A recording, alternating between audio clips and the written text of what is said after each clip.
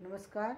आज का motivational video है, प्रतिदिन टाइम पर पढ़ना शुरू करें।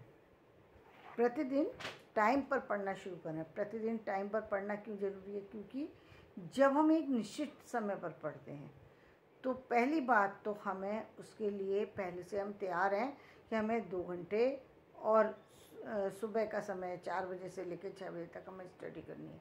तो हम उसके लिए तैयार हैं कि हमें 4 से 6 बजे तक स्टडी करनी है। दूसरी बात यह है कि कभी कभी बच्चे ये पूछते हैं क्या हमारी इच्छा नहीं है, बहुत समय पर इच्छा होती नहीं है। सुबह के समय तो अक्सर ऐसा होता है कि नींद आ रही होती है बच्चों को और वो फिर भी बैठे हुए होते हैं पढ़ने के लिए। तो क्या उस समय पढ़ने से लाभ होगा? देखिए, यदि आप एकदम अचानक सुबह 4 बजे से पढ़ना शुरू करेंगे तो निश्चित रूप से आपको वो अभ्यास ना होने की वजह से परेशानी होगी, नींद आएगी और आप जो पढ़ेंगे वो आपको याद नहीं होगा। क्योंकि आप पहली बार किसी काम को करते हैं और वो भी सुबह के 4 बजे का काम करने जा रहे हैं, जबकि सुबह के 4 बजे का समय एक ऐसा समय है जिनको अभ्यास नहीं है उनको 4 बजे बहुत गहरी नींद आती है। जिनको अभ्यास है उनको 4 बजे उठ करके अच्छा लगता है, लेकिन जिनको अभ्यास नहीं है उनको 4 बजे बहुत गहरी नींद आती है। 4 बजे से सुबह 8 बजे तक की उनकी नींद जो है वो बहुत ज़्यादा गहरी होती है, जबकि ये निद्रा अच्छी नहीं है। लेकिन बहुत सारे से लोग ऐसे हैं जिनको अभ्यास हो चुका है, वो सुबह 4 बजे से लेकर 8 बजे तक ही सोते हैं। तो यदि आप भी 4 बजे जगने का अभ्यास करना चाहते हैं और 4 बजे स्टडी करना चाहते हैं, तो यदि आप सोचते हैं कि केवल एग्जामिनेशन में 4 बजे उठेंगे और आप पढ़ेंगे और उससे लाभ हो जाएगा, तो नहीं, आपको लाभ नहीं मिलेगा। आपको उससे परेशानी होगी, आपका सर दर्द हो सकता है, आपकी बॉडी पेन हो सकता है, क्योंकि आपको पूरी नींद नहीं, पूरी नींद, उसका इफेक्ट आपकी पढ़ाई पर पड़ सकता है। आपने जो याद किया है उसको मतलब आप अब दूसरे रिवीजन के लिए भी तैयार नहीं, क्योंकि आपकी बॉडी जो है किसी तरीके से कोई बर्डन लेने की स्थिति में नहीं है। मन चिड़चिड़ा हो रहा है, परेशान हो रहा है कि मैं 4 घंटे मैंने स्टडी भी की लेकिन मुझे कुछ आया नहीं। ये चीज़, यदि आपको कोई नई चीज़ स्टार्ट करनी होती है, वो परीक्षा के समय स्टार्ट नहीं करना चाहिए, उसका अभ्यास प्रतिदिन करना चाहिए। जैसे इस साल अब इस समय यदि आप एक अभ्यास बनाते हैं, अभी एग्जामिनेशन की तैयारी तो आप जिस तरीके से कर चुके हैं अब तक, जो समय आपने एक निश्चित किया है उस समय पर आपको तैयारी करनी है। आपने मान लीजिए शाम को 4 बजे से लेकर 8 बजे तक का पढ़ने का समय रखा है, तो 4 से 8 तक पढ़िए। यदि आपने दोपहर में रखा है कि 9 बजे से लेके और 1 बजे तक पढ़ेंगे, तो 9 से 1 तक का ही टाइम अच्छा है, कोई परेशानी नहीं है। 9 से 1 तक ही पढ़िए, लेकिन पूरे 9 से 1 तक मोबाइल उठा करके बाहर रख दीजिए। मोबाइल को छूना नहीं है और आपको बैठना है और उस समय काम करना है। कई बार बच्चे ऐसा फील करते हैं कि उनको याद तो हो ही नहीं रहा, पता नहीं क्या हो रहा है, याद नहीं हो रहा। और ये स्थिति जो बच्चे एग्ज़ाम देने जा रहे हैं उनके साथ नहीं होगी, क्योंकि वो तो बहुत बार रिपीट कर चुके हैं, इसलिए उनके साथ ये स्थिति नहीं आती। ये उन बच्चों की बात की जा रही है जो बच्चे पहली बार पढ़ना शुरू करते हैं किसी चीज़ को और उसमें उनकी रुचि नहीं है। विशेष बात यह है कि कोई भी सब्जेक्ट जो रुचि का ना हो, जिसमें आपका कोई इंटरेस्ट ना हो, वो सब्जेक्ट यदि आपको दे दिया जाए तो 4 घंटे तो बहुत बड़ी बात है, उसमें 1 मिनट भी देना बहुत मुश्किल होता है। तो ऐसे सब्जेक्ट को जिसकी आप तैयारी बिल्कुल नई है आपके लिए, या बहुत ज़्यादा आपको डिफ़िकल्ट लगता है, कोई भी सब्जेक्ट हो सकता है, तो उसके लिए यदि आप 2 घंटे का टाइम देना चाहते हैं तो एक साथ 2 घंटे मत बैठिए, उसको आधा घंटा करके 4 बार में, दिन में 4 बार आधा घंटा टाइम दीजिए और 2 घंटे का टाइम उस पर दीजिए। चाहे आपको याद हो या ना याद हो, लेकिन आपको आधा घंटा बैठ के उस सब्जेक्ट को पढ़ना है, सिर्फ रिपीट करना है, उसको पढ़िए। और अच्छा तो ये है कि किसी टीचर के संरक्षण में स्टडी कीजिए, अपनी माँ के सामने बैठ कर के स्टडी कीजिए। यदि आपकी स्ट्रिक्ट हैं तो आप उनके सामने करेंगे तो आपका फ़ायदा होगा। यदि आपकी माँ स्ट्रिक्ट नहीं है और आप बैठे हुए हैं, तो आप मालूम पड़ेगा कि आपका ध्यान माँ की तरफ ही चला जा रहा है और आपकी पढ़ाई से कोई फ़ायदा नहीं है। आप उस व्यक्ति के सामने बैठ कर के स्टडी कीजिए जो उस सब्जेक्ट का जानकार है, ताकि आपकी वो यदि आपकी परेशानी आ रही है तो वो परेशानी को सॉल्व भी कर सकता है। यदि परेशानी नहीं आ रही, सिर्फ याद करने में प्रॉब्लम हो रही है, या समझ में तो सब आ रहा है लेकिन याद नहीं हो रहा, तो बस सिर्फ आप पढ़ते जाइए, सिर्फ पढ़ते जाइए, कुछ मत सोचिए कि आपको याद हो रहा है या नहीं हो रहा। और कई बार अब देखिए, एक बहुत बड़ा होता है कि जैसे न्यूज़पेपर है, न्यूज़पेपर में बहुत सारे बच्चे होते हैं उनका बिल्कुल इंटरेस्ट नहीं होता। अब यदि वो उसको पढ़ने की कोशिश करेंगे कि वो पूरा पेपर एक साथ पढ़ लें, पॉसिबल नहीं है कि आप पूरे पेपर को एक साथ पढ़ लें। एक तो पढ़ने की इच्छा नहीं होती, फिर आप पूरे पढ़ने की बात करें और उसमें यदि इंग्लिश का हो तो उसका एक पैराग्राफ पढ़ना ही भारी है, तो उसमें पूरा पेपर पढ़ने की बात करें। लेकिन ये कैसे होगा? स्टार्टिंग कहाँ से होती है? स्टार्टिंग होती है शुरू में आप उसके हेडिंग पढ़िए, तो हेडिंग पढ़ने से आपका जो है जितने हेडिंग हैं, आपको कम से कम उतने हेडिंग के कारण से आपको मेन बातों का पता लग जाएगा कि एक तो ये आपका ध्यान चला जाएगा कि हेडिंग कैसे बनते हैं, हेडिंग कैसे बनते हैं, ये अब बातें अपने आप आने लगी। और ये अभ्यास करीब 1 साल 2 साल तक कीजिए।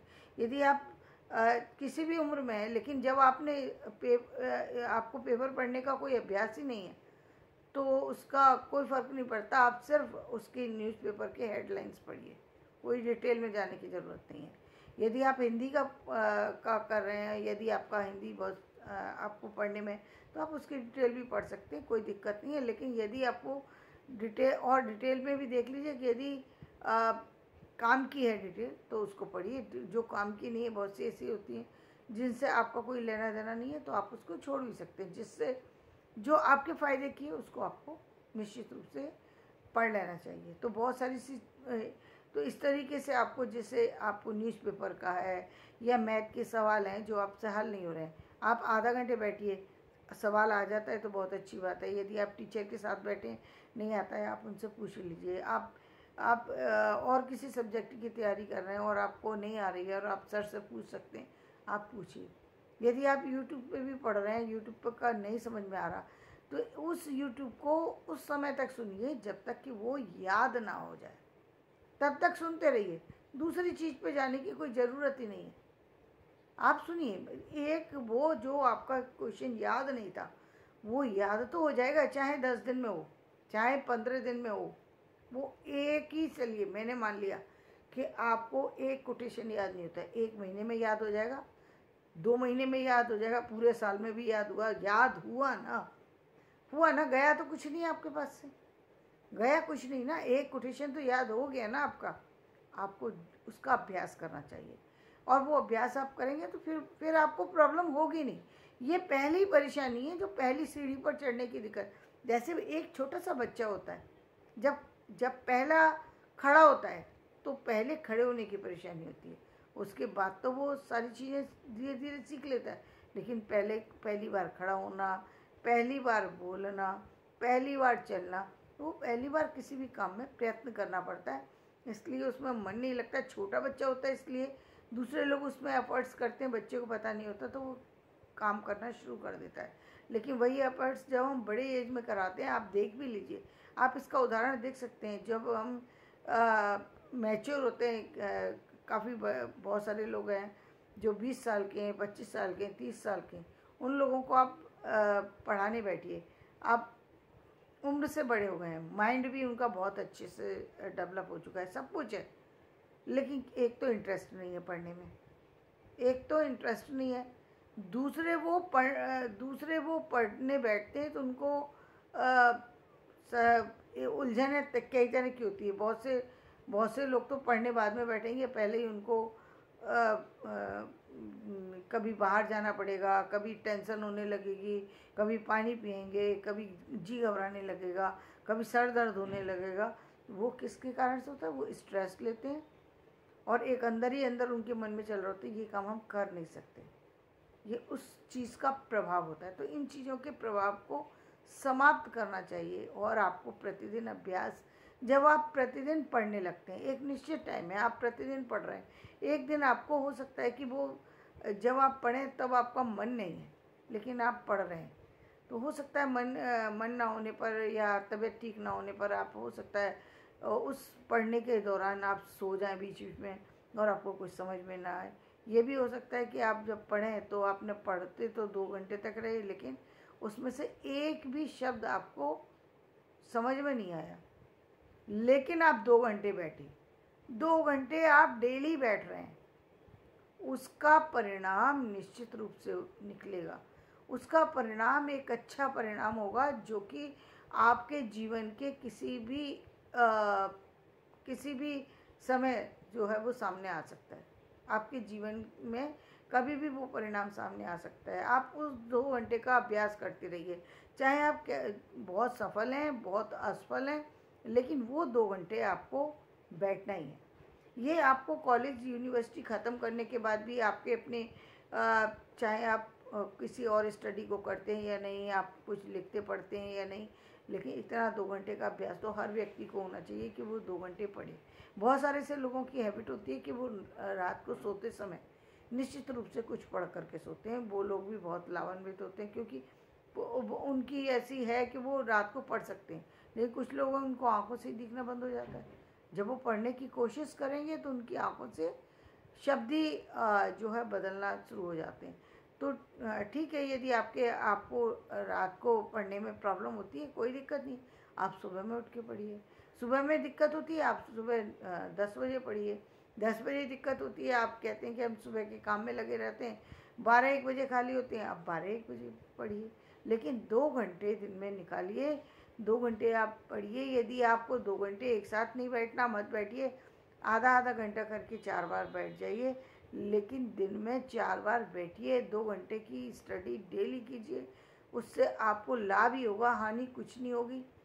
आपके जीवन में आप देखेंगे बदलाव आ रहा है, नई चीज़ों की जानकारी आपको मिल रही है, और बहुत सारी सी ऐसी चीज़ें जो हम अक्सर फील करते हैं कि बहुत बिना किसी कारण का जो टेंशन था हमें याद ही नहीं रहा, और हम पढ़ने के दौरान हम भूल गए बिल्कुल सारी चीज़ों को, और हम ऐसी स्थिति में पहुंच गए कि उसमें खो गए। वो खोने की जो स्थिति होती है, खोने की जो स्टेज आती है, जब आपका बाहरी दुनिया से संबंध खत्म होता है, आप समझ लीजिए आप बिल्कुल उसी स्थिति में आ गए जैसे एक पानी है, बहुत समय से रखा हुआ है, उसके ऊपर हल्की हल्की धूल आ गई, गंदगी आ गई, कुछ आ गई, लेकिन जब उसको छान दिया जाए या प्यूरीफाई कर दिया जाता है तो जैसे प्योर हो जाता है, उसी तरीके से आपका मन भी प्योर हो जाएगा, आपका तन भी प्योर हो जाएगा, आपका सोच प्योर हो जाएगी, आपको लगेगा आपकी बॉडी जो है वो हल्की हो गई। और ऐसे में अब आप किसी भी काम को करने के लिए तैयार हैं। प्रतिदिन यदि आप ऐसा अभ्यास करेंगे तो जीवन में आपको बहुत बड़ा लाभ आपको मिलेगा, जिसका कि अनुमान भी नहीं है। आप बहुत सारे ऐसे लोगों को देख रहे होंगे जो लोग बड़ी एज में जाकर के बहुत सफल हो गए हैं। वो उसका कारण क्या है? पहले तो वो बिल्कुल किसी काम में लगे हुए नहीं थे, यानी उनको किसी स्टडी से मतलब नहीं था, किसी चीज़ से मतलब नहीं था। उसके बाद एकदम उनके अंदर बदलाव आया, और वो बदलाव ऐसा आया कि वो अब एक उम्र के बाद, यानी कोई 50 साल के बाद, कोई 60 साल के बाद, और ऐसी उम्र में बदलाव आया कि अब वो अकेले रह गए और उन्होंने पढ़ना शुरू कर दिया, या वो 2 घंटे टीवी पर कोई चीज़ ऐसी देखने लगे, या आप कोई कथा सुनने लगे, भागवत सुनने लगे, कुछ ऐसा करने लगे। उन लोगों ने ऐसी नॉलेज गेन कर ली जो कि बड़े बड़े पढ़ने वालों के पास नहीं है, क्योंकि अब उनके पास जो नॉलेज आई है वो प्योर इसलिए है क्योंकि वो पूरा मन लगा करके करते हैं, वो सारे स्ट्रेस को भूल करके करते हैं। उनके माइंड में कोई स्ट्रेस नहीं है कि हमें मुझे पढ़ना है, वो स्ट्रेस नहीं पाल के रखा। बस एक सामान्य तरीके से उनको ये नहीं है कि मुझे एग्ज़ाम देना है या कुछ देना है, तो वो उस तरीके के टेंशन रिलैक्स होकर जब आप काम करते हैं, तो यानी इसका मतलब ये हो टेंशन रिलैक्स होकर काम करेंगे तो आपको उस स्टडी का कई गुना लाभ ज़्यादा प्राप्त होगा जो स्टडी आप कर रहे हैं। तो धन्यवाद। मैं अपना वीडियो यहीं समाप्त करती हूँ। मेरा वीडियो पसंद आए इसे लाइक करें, शेयर करें, सब्सक्राइब